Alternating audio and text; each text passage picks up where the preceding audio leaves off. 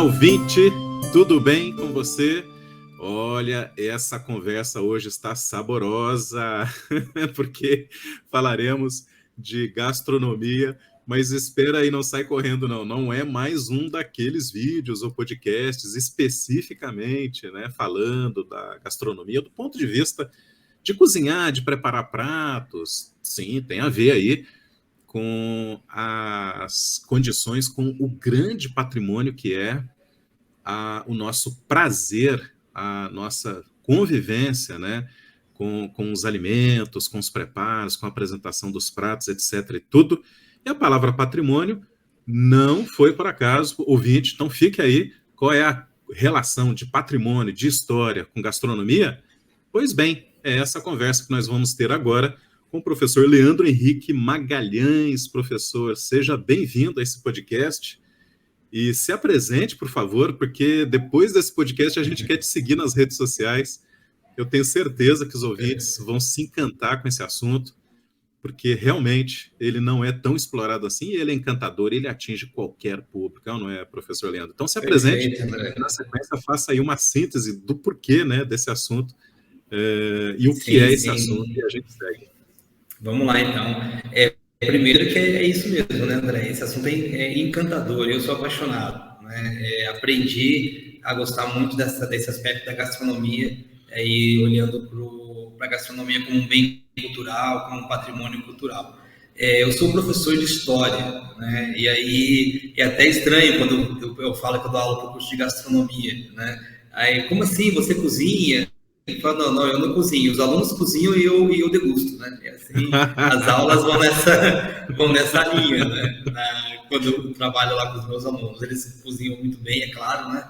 Alunos do curso de gastronomia, e o meu enfoque sempre foi trabalhar com a gastronomia como um bem cultural, como um patrimônio cultural. Eu me aproximei da gastronomia por conta dessa discussão, né? Minha formação, como já disse, na área de história, eu sou doutor em história e tenho um projeto na cidade de Londrina, no estado do Paraná, que é sobre patrimônio cultural. É um projeto muito bacana, porque a gente desenvolveu junto com a Secretaria de Cultura e a Secretaria Municipal de Educação.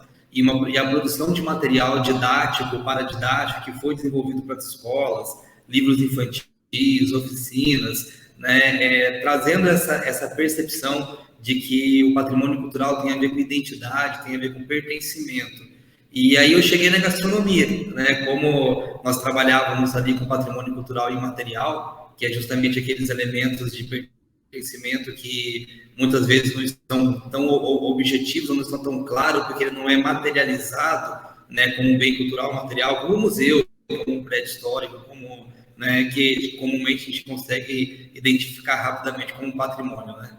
E foi muito bacana quando a gente começa a levar essa discussão e começa a perceber que lá na minha família, na minha casa, tem um prato, um arroz doce maravilhoso que a minha avó faz e que aquilo tem tudo a ver com a minha família, que ali no meu bairro tem uma festa, né, do milho, e que aquela festa do milho junta toda a comunidade, né, em torno daquela festa, tem os festeiros, os organizadores, aí já não é só a gastronomia, que é o patrimônio material, a festa também é o patrimônio material, e trazendo toda essa discussão, eu me aproximei da gastronomia, né, e comecei então a trabalhar com o curso, a ministrar aulas na área de história, antropologia, e trazendo essa discussão sobre patrimônio cultural, que eu particularmente gosto bastante, tenho uma afinidade muito grande com essa discussão. Então foi aí que eu entrei, viu, André, na área de gastronomia. Chegamos na gastronomia, né? Chegamos na gastronomia. Isso o porquê aí, que patrimônio está ligado à gastronomia nesse papo, nessa conversa de agora com o professor Leandro. Ouvinte, vocês perceberam quando ele falou assim, olha, então, aquele arroz doce, o professor Leandro, eu tenho certeza que o nosso ouvinte, imediatamente, com a sua capacidade didática, né, ele já entendeu, né? Lógico, ouvinte, fique aí, tem muito mais coisa para você entender, mas você já entendeu onde que a gente quer chegar, né? Ou seja, aquela memória afetiva com relação aos pratos, mas vai muito mais, não é só você passar ali perto da panela que está cozinhando feijão e lembrar, né, do feijão da tia, não. É todo aquele contexto que reunia, né, aos sábados a família em torno de um prato especial, de uma maionese, da prima que trazia, as conversas que rolavam ali, né? Olha aí, ouvinte, eu tenho 51 anos de idade, então assim, eu me lembro claramente das quermesses lá no interior das Minas Gerais, gente. Perfeito, as quermesses, isso mesmo. Aquilo era Isso mesmo, eu me lembro estruturante, né? disso. Das nossas relações, das nossas sociabilidades mesmo, né? Da nossa identidade. Eu morei durante 10 anos no Rio de Janeiro. Eu vou dizer para você, ouvinte, que uma coisa que assegurou a minha identidade, meu pertencimento, né, a toda a cultura caipira, que tem em Minas Gerais, que tem em Goiás, que tem no interior paulista, até o norte paranaense aqui se mapeia, né, essa tal cultura caipira, que a gastronomia também está ali, né, como fator estruturante. Ou então, que assegurou essa identidade minha das Minas Gerais, do interior das Minas Gerais, né, essa coisa caipira, foi a culinária, gente, né? Então, é muito interessante, e é aí que a gente quer entrar. Pois bem, o professor Leandro, a gastronomia e o patrimônio cultural. Porque assim, e aí eu vou fazer uma pergunta de leigo, né? Quer dizer, eu preparo um prato, eu tenho uma receita anotada no livro da tia, herdei, né, da minha avó. Como é que isso é considerado patrimônio? E isso é uma percepção de patrimônio minha? Por exemplo, eu acabei de dizer que me sinto mineiro pela gastronomia, ou é algo institucionalizado, né? De repente, existe alguma, sei lá, alguma coisa de governo que diz, não, isso aqui é patrimônio, a gente vai valorizar ou a gente vai preservar? Como é que funciona? Olha, André, eu diria que tem as duas coisas, tá? E que não são excludentes, né? Eu penso que existe o bem cultural em si, é justamente aquele elemento que me dá a sensação de pertencimento. Então, o exemplo que você deu é fantástico, né? Você usou aí o exemplo do alimento, da comida, como um fator que possibilitou que você mantivesse a sua identidade com as suas raízes, né? Isso tem a ver muito com o bem cultural, aquele elemento que marca a minha identidade.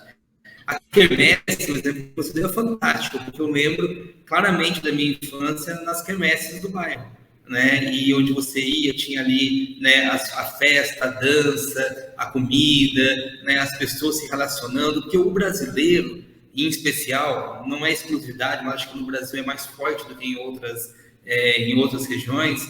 O brasileiro, ele gosta muito de comida e ele gosta muito de se relacionar na mesa, né? Então, é muito comum a gente almoçar junto com amigos, almoçar para resolver um problema, almoçar para negócios, né? Convidar as pessoas para nossa casa, a gente fica mais na cozinha do que na sala, né? Então, a gente está muito nesse envolvimento, nessa afetividade que envolve a comida, né? Isso tem tudo a ver com a afetividade, com essa questão de pertencimento. Agora, existem os elementos de pertencimento que são mais nosso, familiar. Então, o exemplo que você deu da receita, vou dar um exemplo pessoal. A minha avó, ela faz um arroz doce, que é maravilhoso, que todo mundo quer em toda festa de família, e ninguém consegue reproduzir. Nenhuma das filhas conseguiu reproduzir o arroz doce daquele jeito que ela faz.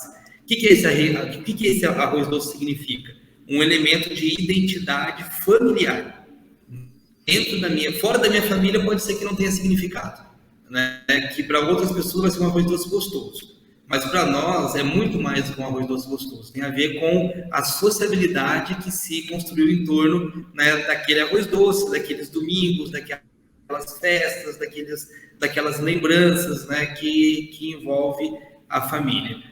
No bairro é a mesma coisa, na comunidade eu tenho ali elementos que marcam a minha identidade, que me dá um sentimento de pertença. É claro que esses sentimentos, eles são da família, do bairro, da comunidade, né? E nem sempre esses elementos, eles são considerados bens culturais oficiais, né? Porque eu tenho aqueles que são oficiais, ou seja, que de alguma forma o município, o estado ou, né, a nação entende como patrimônio, como um bem cultural que marca a identidade daquele povo. Então, eu tenho os três níveis. Eu tenho bens culturais que são do município, né? Então, os municípios que têm uma estrutura que pensa o patrimônio, né, que tem ali uma diretoria, uma secretaria de patrimônio. Aqui em Londrina a gente tem um conselho municipal de patrimônio, uma lei de patrimônio, e com isso a gente tem os registros também daquele que é considerado patrimônio municipal, né? Nós temos o patrimônio do Estado, aqui no Estado do Paraná, né, nós temos, né, uma coordenadoria que cuida disso e que estabelece quais são os bens culturais que remetem à identidade do ser paranaense. Né? Então, isso tem a ver com o patrimônio estadual. Nacionalmente, a gente tem o IPHAN, que é o Instituto do Patrimônio Histórico Artístico Nacional, que estabelece quais são os bens culturais que se referem a uma identidade nacional. Né? Então, elementos, né, bens culturais materiais ou imateriais que remetem a uma identidade nacional. E nós temos a Unesco. Né? A Unesco também trata do patrimônio mundial. Então, aqueles elementos que marcam a identidade do ser humano, da pessoa, né? E que tem a ver aí com aquilo que nós somos e que tem a ver com aquilo que marca o ser humano. Então, veja, aí eu estou falando já de algo mais oficial. Aí tem processo legal, aí tem que ter relatório para identificar e justificar que aquele bem cultural é um patrimônio cultural que tem um significado municipal, estadual, regional ou em âmbito mundial. E aí sim tem um aspecto legal. Né? O patrimônio, quando ele chega no momento de ser formalizado, é uma lei, né? É uma norma que diz, ó, esse bem cultural ele é um patrimônio. Ele vai ser considerado um patrimônio. E quando ele é considerado um patrimônio, tem uma série de consequências. Né? Uma série de consequências que visa a proteção desse bem cultural. Né? Então, que bacana.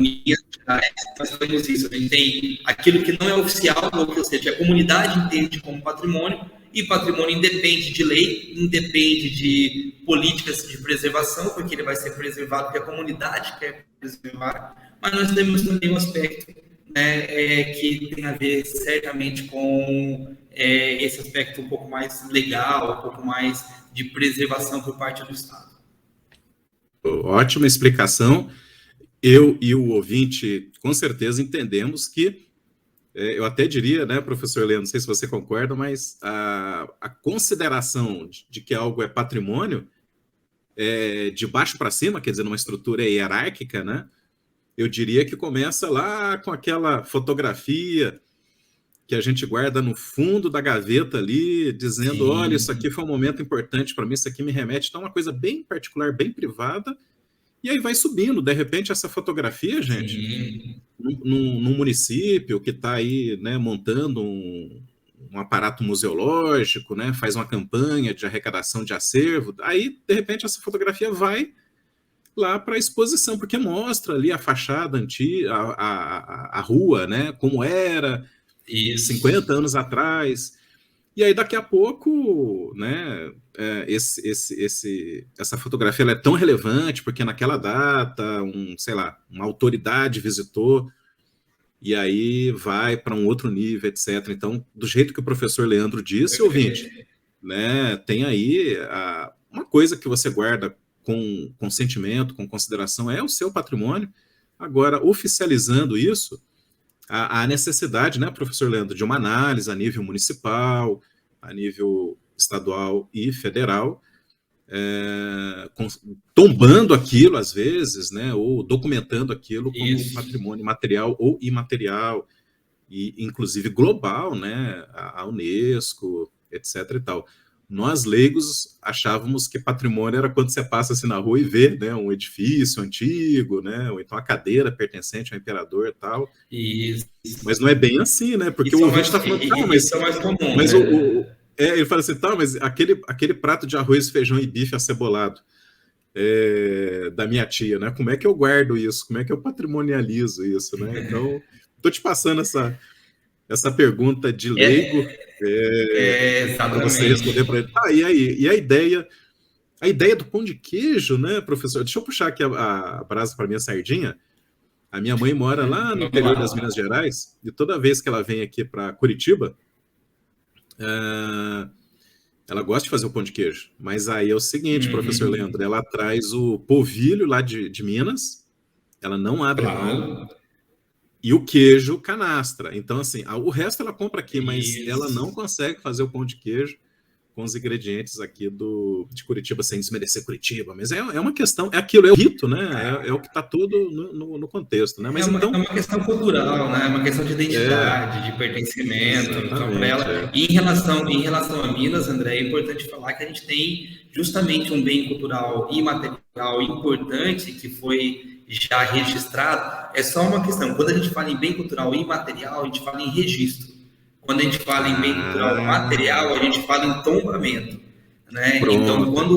quando eu falo, por exemplo, que eu tenho um bem cultural imaterial como o queijo de Minas, ele já foi registrado pelo IPHAN como um bem cultural imaterial, ele já é registrado. O que significa o registro? Que significa que tem toda uma descrição, tem toda uma documentação explicando, porque não que isso é uma outra coisa tão importante também, viu, André? Não é que o queijo ele é registrado, mas é o modo de fazer, né? É como o que se envolve em torno daquela produção do queijo, que tem como resultado o queijo, que ele se torna material, né? Porque o queijo ele passa a existir, mas eu diria que ele se torna material por pouco tempo, né? Porque a gente come ele rapidinho, né? Então o queijo ali ele é o resultado de um saber fazer, de um conhecimento, né? E esse conhecimento ele permaneceu e ele foi sendo reproduzido pelas gerações. Então, o que a gente faz? A gente registra esse conhecimento, né? Essa documentação, esse registro, é justamente para que a gente possa criar condições de salvaguarda. Olha que nome legal, né? Salvaguarda. Salvaguarda. A salvaguarda é você garantir a permanência daquele bem cultural. E a salvaguarda não quer dizer congelamento, né? Não quer dizer que a forma como se faz hoje vai se fazer sempre, porque a cultura ela é dinâmica, ela se transforma. A forma como nós fazemos as coisas, elas vão se modificando, né? Por conta das nossas relações, por conta dos conhecimentos que a gente vai adquirindo no decorrer do tempo, né? Então, a própria forma de produção do queijo, ela vai se transformar, só que ela não pode perder as suas características essenciais, né? Então, esse registro visa garantir a salvaguarda desse bem cultural, para que nesse processo de transformação as características originais, né, aquelas características essenciais permaneçam. E as transformações também devem ser registradas, para a gente entender esse movimento, como que isso vai acontecendo no decorrer do tempo. É diferente de um prédio tombado, que eu tenho um prédio que ele é tombado. Tá? Então, o que significa o tombamento? O tombamento significa que tem uma lei que diz que esse prédio tem que ser protegido. E aí eu tenho situações de restauro. Enquanto eu tenho salvaguarda no bem imaterial, eu tenho restauro no bem imaterial. Eu vou restaurar aquela igreja, eu vou restaurar aquela vila, né? Eu vou restaurar aquele bem material, aquele prédio que é considerado histórico, que é considerado, né, importante, que tem a ver com a identidade daquela comunidade. Agora, um bem imaterial você não restaura, você salvaguarda, você cuida. Excelente. Até agora, pouco, professor Leandro, eu estava te acompanhando, né, na conversa, do tipo, não, mais ou menos eu sei aí, questão de patrimônio e tal, e agora eu já entrei no papel de aprendiz. Então, até quero compartilhar isso com o ouvinte, não sei se o ouvinte teve a mesma compreensão e aprendizado que eu tive agora com o professor Leandro, porque eu vou usar até um caso prático, né, puxando aí de novo o assunto do pão de queijo. Eu recentemente passei ali por São Paulo e fui a uma grande rede de cafeteria global. Não vamos fazer merchandising de graça aqui, né, professor Leandro? Mas enfim. E lá estava o pão de queijo, né? Eu peguei o pão de queijo assim fofinho, né? E eu tenho a mania de pegar o pão de queijo e abrir ao meio para ter aquele espetáculo, né? Olha aí a memória, né? De você ver aquela coisa crocante por fora e puxa-puxa por dentro, que é o queijo, né, que está ali fundido na massa. E isso não aconteceu. E eu fiquei decepcionado. E eu saí criticando. Falei, poxa vida, mas que negócio é esse? Como assim? Era só chamar... Tá tão pertinho em Minas Gerais aqui, né? Só chamar um mineiro ali que ele dá conta aí de refazer essa receita. Mas não é o caso, ouvinte. Olha só que interessante, né? A cultura, ela é orgânica, ela é fluida, ela acompanha a sociedade, as mudanças, ela não impede a inovação, né? Então, se tiver que criar um pão de queijo sabor chocolate, ok, né? Mas a importância que o professor Leandro disse, fala, vamos registrar, patrimonializar a ideia, né? A receita original, não como uma normativa, pão de queijo tem que ser desse jeito, não, né? Mas como salvaguarda do que era, e depois, né, isso vai sofrendo alterações, e uma coisa que eu não sabia, essas alterações, preferencialmente, igualmente registradas, né? Olha que interessante. Exato, registradas.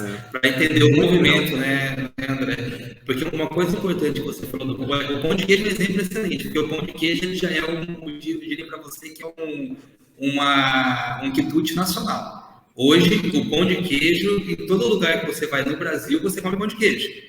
Né? Então ele saiu de Minas e ganhou uma projeção nacional. Mas o pão de queijo, igual você está falando, né, com essas características próprias, ela ainda está guardadinha lá em Minas.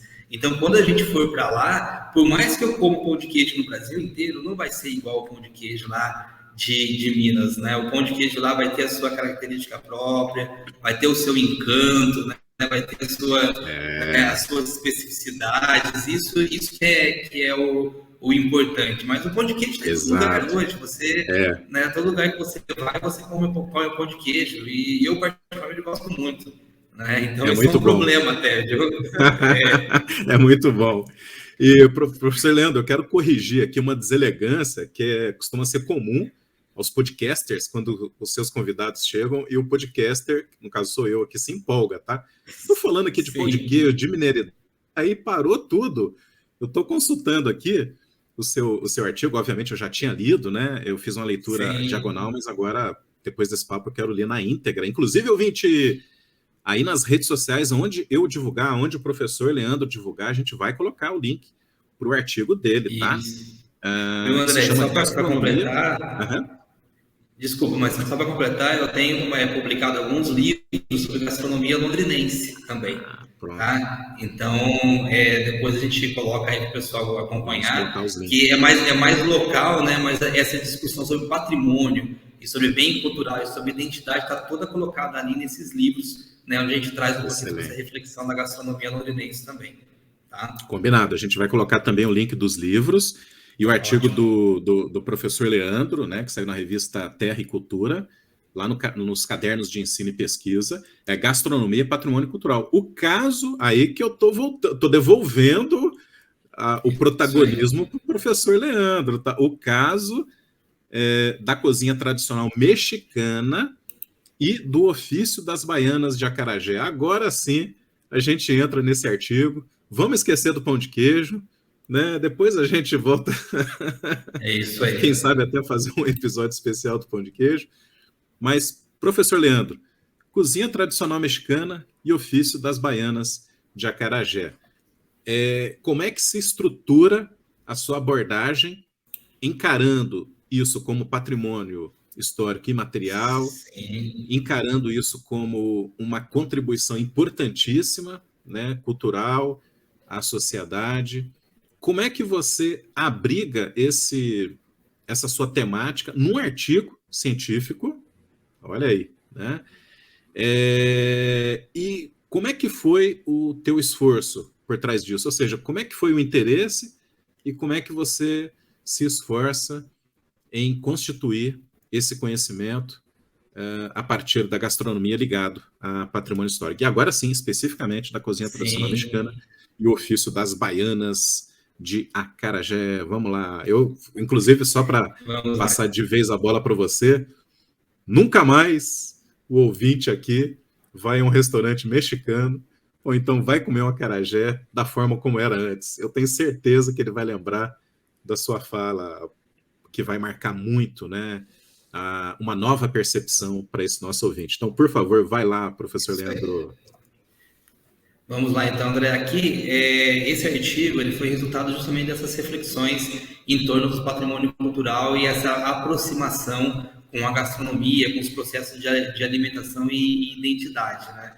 Esse foi um artigo construído por um evento que aconteceu em São Paulo, né, no Senac de São Paulo, e um evento grande na área de gastronomia. Inclusive, esse artigo foi premiado como o melhor artigo do evento. Justamente por trazer essa reflexão e apresentar dois casos, né? E um caso nacional e um caso mundial, né? Da Unesco, como a gente estava comentando agora há pouco. E que nos dois casos estão vinculados à identidade, né? A identidade de grupos, a identidade de pessoas que ajudaram a construir, né, esse aspecto do patrimônio cultural. No caso aqui da cozinha tradicional mexicana, que então é um bem cultural desde 2010 e que ele é registrado pela Unesco. Então, quando a gente fala de patrimônio cultural mundial, né, internacional, nós estamos falando de um patrimônio cultural imaterial da humanidade, né? Então, ele tem vínculos com a humanidade, então ele tem importância para a humanidade como um todo. E nós temos lá registrado no site da Unesco, né, um site de patrimônio material que lista, né, os patrimônios, vários casos de cozinhas, né? Cozinha japonesa, um caso, a cozinha mediterrânea é um outro caso, né? E eu trouxe aqui essa reflexão, então, a cozinha tradicional mexicana, justamente porque tem proximidade conosco, né? Tem proximidade com a nossa realidade, já que nós estamos falando da América Latina, desse processo de construção que se deu, né, desde o século XV, desde o século XVI. Não é algo que se construiu agora, né? Não é algo que nasceu agora, é uma tradição, né, que vem se mantendo no decorrer dos séculos, no decorrer do tempo, e que está intimamente vinculado a alguns ingredientes que, quando você vai em qualquer restaurante mexicano, como você disse, aí você vai encontrar, né, que é a pimenta, né, que é o feijão e que é o milho, e que são ingredientes que são importantes para aquela cultura, para a cultura mexicana. E que é interessante que esses ingredientes foram exportados para a Europa pelos europeus, né? Os europeus, a pimenta, na verdade, que já existia na África, na Europa, é diferente da pimenta que existia aqui na América. Né? São pimentas diferentes, de tipos diferentes. Né? Então, não é a mesma coisa. Então, o que nós temos aqui é uma pimenta muito mais carnuda, muito mais saborosa, né? Não é só de tempero. Acho que até mais aromática, não sei se percepção minha, mas mais aromática, né? É isso mesmo. Porque a pimenta aqui, eu diria que ela é mais carnuda, que a gente fala, né? Porque ela compõe o prato. É a ideia do pimentão, das pimentas grossas, né? Que você compõe o prato. Faz parte da apresentação do prato, né? Não está escondidinho do tiro ali na preparação. Exato. Não é só o tempero, né? E o milho, né? Um milho fundamental. Olha a importância do milho. O milho saiu da América, saiu da região do México e foi virar polenta na Itália. Né? Ouvinte, você sabia disso? Italiano. Que sensacional isso. Eu não sabia. Deixa eu até fazer uma parada. Peraí, como assim? Quer dizer que eu e o professor Leandro estamos falando aqui do Paraná. O Paraná tem uma forte cultura aqui italiana, né? São várias as comunidades, perfeito. As festas italianas, as polentas. Quer dizer que deu essa volta toda para a polenta voltar aqui. O milho sai daqui, vai para a Europa, vira a polenta e volta e vira o quê? Os nachos, né? Mexicanos e fora, e os outros usos. É isso mesmo? É isso mesmo, né? Que nós temos a chegada dos europeus aqui na América, né? Eles tomam conhecimento do milho. O milho não existia na Europa, até então na Europa é batata, né? Agora, mandioca aqui no Brasil, basicamente no Brasil, não só, mas o Brasil o foco é muita mandioca, e no caso aí do milho é América Central, México, o Brasil um pouco também, mas é mais nessa região. E exportou. Agora, não é só o milho, o tomate ele tem a ver com a América do Sul, com a região dos Andes, Chile, né? E o tomate é a base da pizza italiana, né? Então, assim, o que nós vivemos ali no século XVI, XVII é justamente um processo de internacionalização dos ingredientes. E a gente vai falar daqui a pouquinho da cozinha baiana, que os ingredientes vieram da África. Né? Então, você tem uma troca não pacífica, melhor, é importante deixar isso, né? Dentro de um processo conflituoso, dentro de um processo aí, de tensão, mas esses ingredientes eles foram disseminados para o mundo. Né? Então, da América, muita coisa foi para lá, né? Foi para a Europa, constituiu pratos importantes para identidade desses povos, né? E por outro lado, muita coisa que estava na África, que estava na Europa, veio para cá também. E ajudou a constituir tudo isso. Claro que essa cozinha mexicana tem elementos que certamente estão vinculados aí a esse processo de colonização do século XVI, né? E que ajudou a construir aquilo que eles são. O conflito, né, esse processo de enfrentamento também marca o que nós somos, né? A nossa identidade não se constitui só em momentos de bonança ou em momentos de paz. Também em momentos conflituosos, em momentos de enfrentamentos, né, nós estamos construindo a nossa identidade, né? Isso tem muito a ver com essa cozinha mexicana que nós estamos falando, né? Que tem muito a ver com as festas, né? As festas dos mortos, que foi muito famosa, muito conhecida, né, no México, e que está vinculado com essa tradição mexicana, né? E quando você vem aqui no caso do Brasil, eu chamei a atenção de um aspecto, né, são várias, eu escolhi uma para estudar, até por alguns aspectos polêmicos, né, que envolve também. Eu trouxe o acarajé, né, porque o acarajé é uma comida de base africana, a base é feijão fradinho, né, e com alguns ingredientes que vieram da África. Você tem que, né, fritar em óleo de dendê para ficar bom, senão não fica, né, a mesma coisa, né, e o dendê, a origem é africana, e, né, o vatapá que compõe, tem uma série de coisas ali que estão vinculadas, né, mas é uma comida de santo também, né, isso está vinculado à cultura do candomblé, né, ali na Bahia, que isso gera um certo, né, eu não diria problema ou conflito, mas, né, um certo, sei lá, para quem não é do candomblé, para quem de repente é evangélico, né, católico, e vai consumir o acarajé e gera, né, tem essa situação ali. Tem essa situação. Inclusive, mas o acarajé, André, só desculpa. Sim. O acarajé, eu entendo que ele supera isso, porque ele sai de um elemento de identidade de grupo, de uma identidade religiosa, e ele se torna a identidade baiana e hoje nacional, né? Porque está aí registrado pelo IFAM. Então ele extrapola isso, ele sai de um aspecto de grupo, né? Extrapola e acaba hoje sendo considerado uma identidade baiana, né? E isso é tão maluco que lá, por exemplo, existem grupos evangélicos que consomem um acarajé, mas chamam um acarajé de bolinho de Jesus, né? Meio assim para desvincular daquela identidade, né? Que está vinculada ao consumo, né? Vinculado ao candomblé, e trazendo para uma outra identidade que está vinculado já a essa identidade cristã. Então, isso é normal, esse é o movimento que acontece, né? E os conflitos que isso gera, né? Então, e que isso gera. Gera conflito, com certeza. Maravilha, viu, professor Leandro? Eu gostaria de indicar para o nosso ouvinte, se você tiver que eleger uma pessoa para ter conversas maravilhosas, extremamente proveitosas, escolha um historiador. Porque você está entendendo onde que eu quero chegar aqui, ouvinte?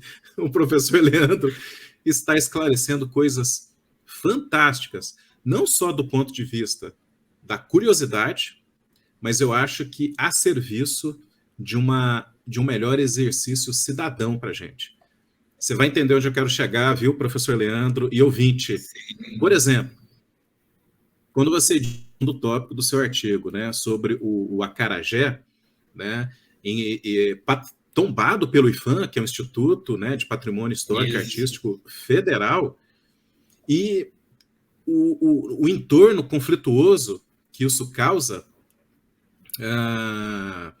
e que a gente não tem que negar, temos que esclarecer mesmo. Não, claro que não. Exato. Então, exatamente esse é o propósito do artigo, do podcast, né, em vincular a questão gastronômica, a questão histórica, e a história é conflito, antes de tudo, né?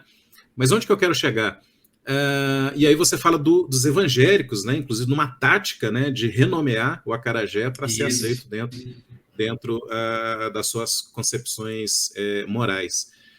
E Isso. é isso, gente. Até que você tenha acesso a um historiador, você não vai saber que, por exemplo, a demonialização, e a expressão acho que é essa mesmo, né, professor Leandro? A demonialização das religiões de origem africana, de matriz africana, ela remonta o século XVI, né, século XV, século XVI, onde aquele processo de colonização se deparou com rituais na África, né, os europeus, e que eles não entendiam muito bem. Então eles fizeram uma associação muito rápida, muito fácil.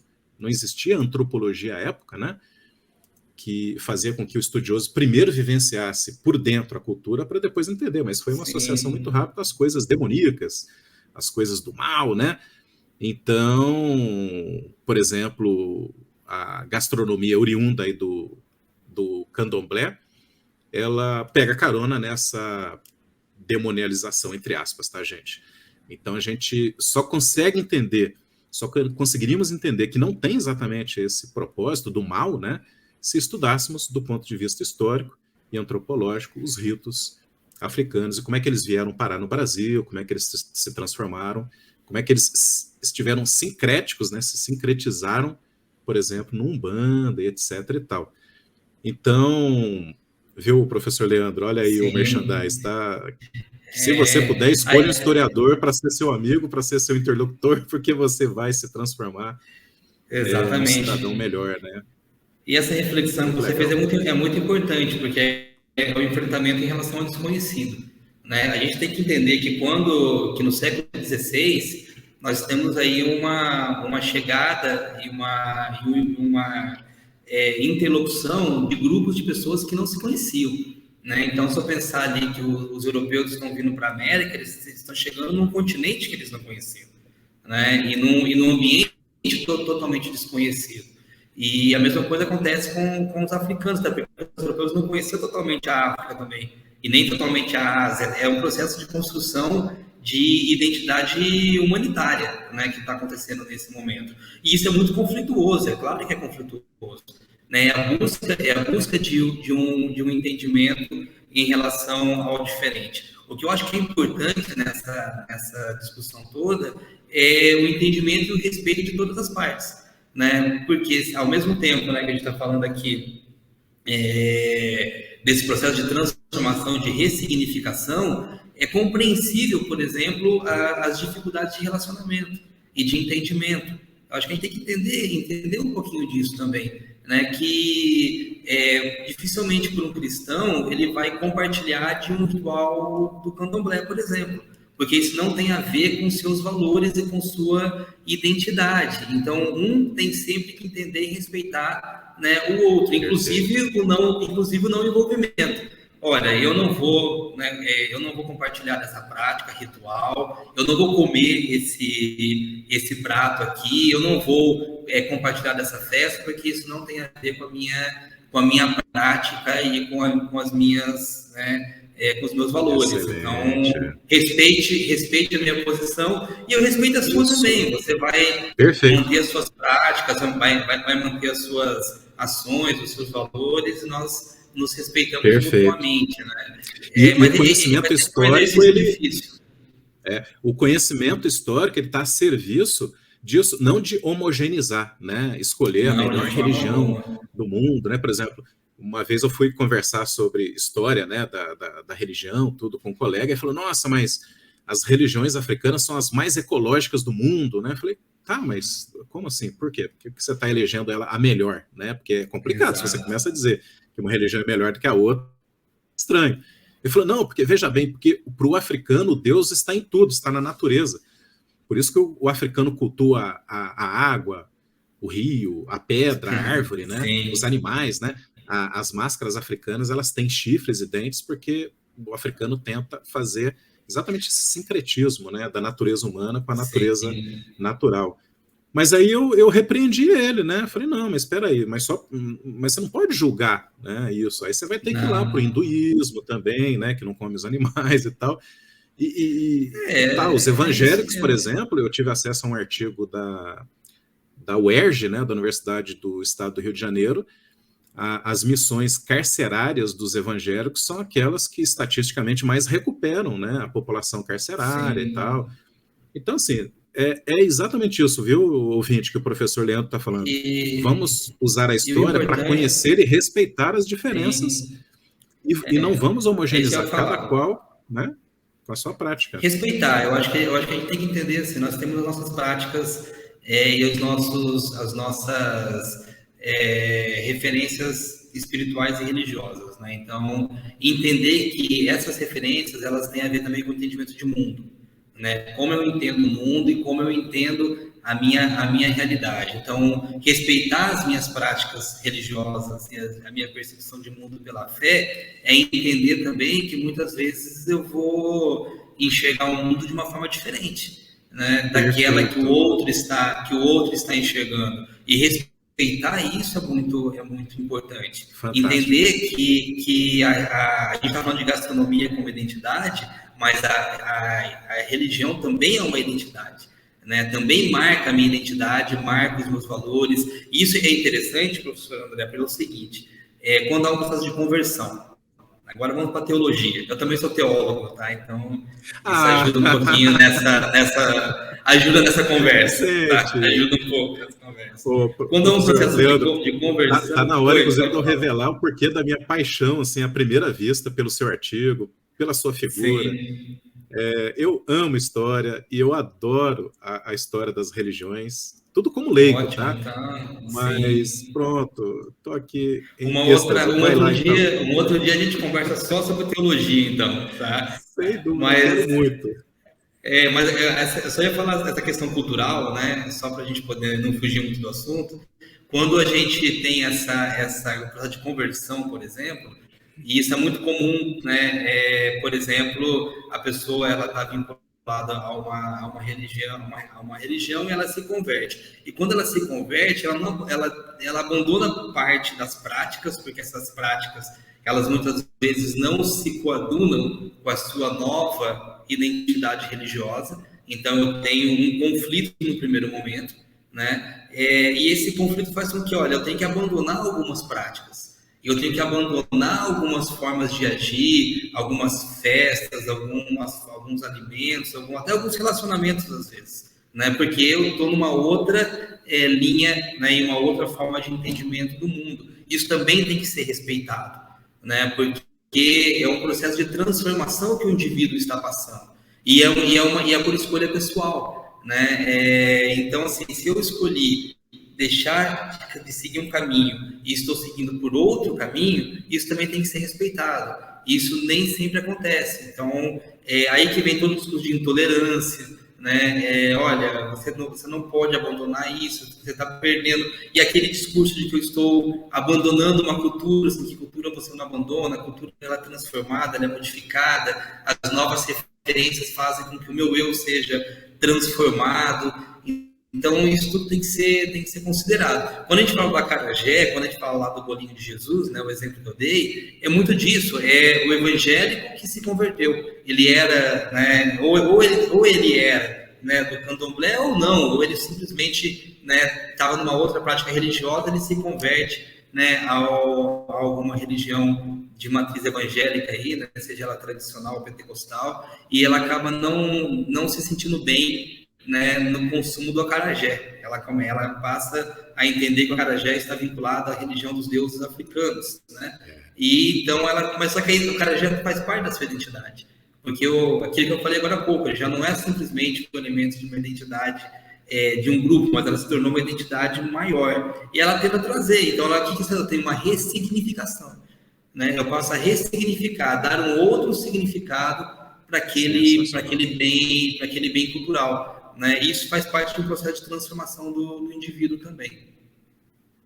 Que fantástico, gente. Eu falei para o ouvinte, né, ouvinte? Falei para você, te avisei, que nunca mais você iria comer, né, o nacho, os tacos, acarajé de uma outra forma.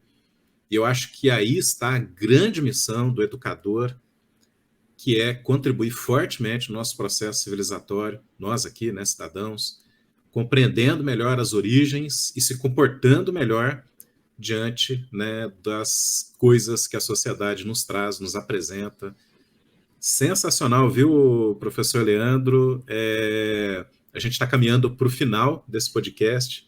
Eu fico tranquilo em encerrando, porque a gente vai deixar os links do teu artigo, que é Sim. sensacional, a gente vai deixar os links dos livros, e também ficou a tua promessa de voltar, né? Então, assim, a gente tá com dorzinha no coração aqui de encerrar, mas ao mesmo tempo deixando o ouvinte tranquilo, porque existem outras chances de continuar aprendendo bastante com você. E aí, então, a minha última pergunta, né, a minha última provocação aqui, o professor Leandro, e falando de aprendizado, né, no seu papel como educador, qual é, então, a importância de considerar a gastronomia, o alimento presente, não só na mesa, mas no imaginário, e sendo o elemento, né, a liga que vai construir, junto com outros elementos, mas vai construir toda a nossa sociabilidade? Qual é a importância para o nosso ouvinte de perceber isso, né, a gastronomia como patrimônio, dados os exemplos, os cases aqui, que é da cozinha mexicana, né, da cozinha baiana, etc. e tal, né? E Sim. a título de provocação, eu até lembro agora, né, que, poxa, é tão ontológico, quer dizer, é tão fundador da condição humana o alimento, inclusive muito relacionado às questões religiosas, que remonta, por exemplo, né, às passagens clássicas da Bíblia, né, Cristo multiplicando os peixes, nas tribos indígenas, né, o canibalismo, que não era simplesmente comer a carne, né, mas absorver, entre aspas, né, o nutriente da coragem, da impetuosidade do inimigo, né? Quer dizer, ou então, olha aí, ouvinte, né? É estruturante da própria condição humana, né? E por que de repente isso tudo é tão pouco explorado nos dias de hoje, né? A nossa relação histórica de identidade, a nossa construção de sociedade a partir dos alimentos, né? Então, toda essa Sim. provocação para você caminhar aí para a análise final O e bom é que vamos lá. tem pouquinha provocação, né? Tipo assim, é bem pouquinho. Mas vamos lá. Você tem razão.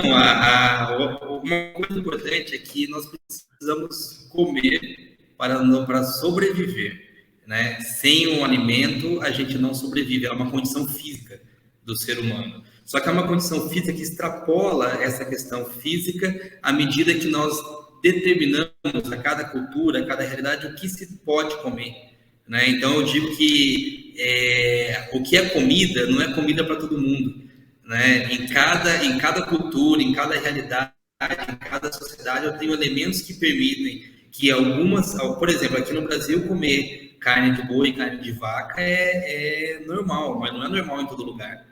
Né? Em alguns lugares isso não se torna um alimento, não se torna comida.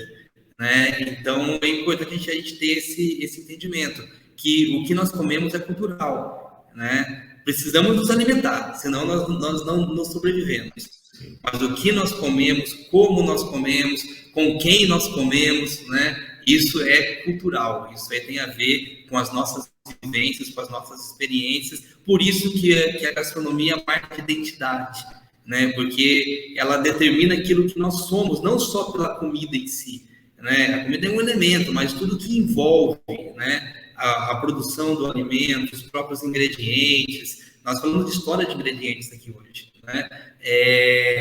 As relações que se estabelecem, as práticas. Então, a gastronomia ela é fundamental para o entendimento daquilo que nós somos, da nossa identidade, seja ela familiar, local. Nós temos exemplos aqui de nacional, mundial. Então, isso faz parte daquilo que nós somos.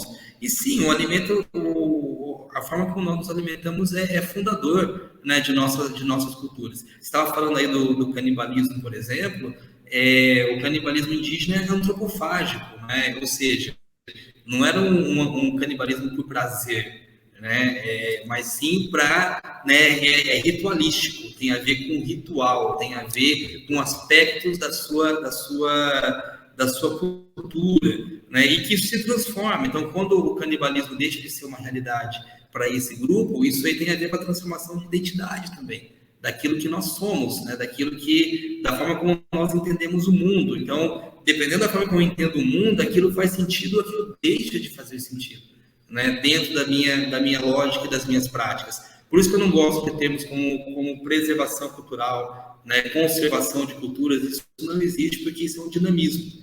Né? Isso é dinâmico e existe uma transformação, né, da realidade, porque nós não somos estáticos.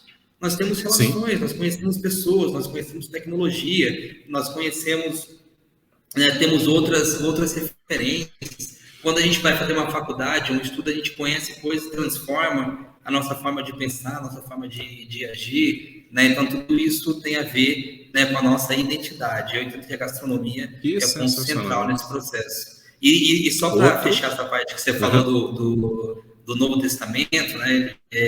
Nós temos o alimento como base desde o Antigo Testamento, né? Desde os rituais, né, que são apresentados no Antigo Testamento, o pão sem fermento, porque isso tem a ver com a prática, com a identidade, um vínculo com Deus. Então tem um porquê daquilo existir na sua formatação identitária. E lembrando que lá no Novo Testamento, Jesus, ele quando ele está no seu último momento, né, de relacionamento com seus discípulos, ele está à mesa, né, que é a Santa Ceia, ele está à mesa e ele parte o pão para representar justamente, né, esse momento de sociabilidade, de repartir com as pessoas, de demonstrar que eu estou me entregando, estou aqui junto com vocês. E ele parte o pão e nós estamos. Ele também divide o vinho, né? Então, a importância, né, desses momentos também que estão ali presentes, né, dentro, quando eu olho esse aspecto também, né, do Novo Testamento. Sensacional. Acho que é isso, professor. Olha, aproveitando aí que você falou da Santa Ceia, eu vou fazer um merchandise, esse sim merecido. Quem estiver passando por Curitiba, lá no Museu Oscar Niemeyer, tem a exposição chamada Da Vinci Experience. Não são as obras originais, Experience, ou seja, tem toda uma montagem, né, inclusive bastante tecnológica, e tem imagens sensacionais, né, da Santa Ceia retratada por Da Vinci, né, e tem toda a questão mitológica por trás disso. E agora, né, com essa explicação do professor Leandro, de novo, você vai lá na exposição com outro olhar, inclusive, né, entendendo que aquele ato não era só alimentação, tinha todo um simbolismo ali e etc. Eu adorei agora há pouco quando você falou assim, olha, eu não sou muito chegado nas expressões conservação, proteção, no bom sentido, né? Porque o dinamismo, né? O dinamismo da sociedade. Eu até lembrei. Isso não quer dizer que a gente não tem que cuidar, não tem que proteger, que não tem que cuidar, né? Mas entender que existe um dinamismo nesse processo, né? E que a gente tem que considerar também esse dinamismo. Exatamente. Na linguagem, outro dia eu estava vendo aí, né, o embate dos educadores, né, para permitir que a linguagem ela vá também se metamorfoseando, né, conforme as necessidades da sociedade. E lembrei, viu, professor Leandro, que tem um tempinho que eu já abandonei a expressão meio ambiente, porque o ambiente é o próprio meio, né? E muito, inclusive, em relação à percepção que os indígenas, né, originários e primários aqui nas Américas, né, percebem, quer dizer, não há essa distensão entre lá fora o ambiente e aqui dentro eu. Eles entendem como tudo, né? Então, até para minimizar e honrar um pouco mais essa questão originária, né, eu abandonei a palavra meio, né? Porque é um afastamento. Então, somos nós e tudo que nos constitui, tudo que está no nosso entorno. Então, hoje eu aprendi também que há de se ter outra percepção para as palavras conservação, proteção. Não é estancar, não é colocar cercas em torno, colocar dentro do cofre, mas sim respeitando as origens, respeitando a história, você ainda assim permitir que essa história, que esse patrimônio conviva, né, e vá sendo refeito ao gosto daquilo que a sociedade quer, né? É isso, que legal.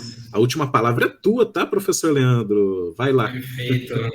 Eu agradeço aí a oportunidade desse momento de reflexão, né? Falamos aqui sobre muitas coisas, né? Claro que o foco aqui foi a gastronomia, mas acabamos abordando aqui outros elementos, história, religiosidade, né? Falamos um pouquinho até de cultura indígena, de século XVI, né? A gente só não falou de futebol, mas é assim mesmo, podcast, né? Mas Se a gente começar, vamos embora também, viu? Porque vamos para frente. Mas é isso aí, professor André. Obrigado pela oportunidade de estar aqui com vocês, né? E espero aí que em outro momento possamos retomar e, né, conversarmos sobre outros assuntos. Temos muitos temas interessantes aí para debater.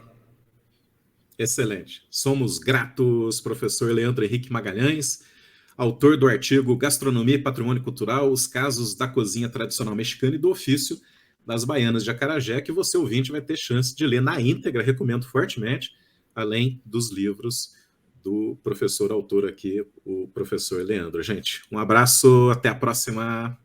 Até mais, gente. Obrigado.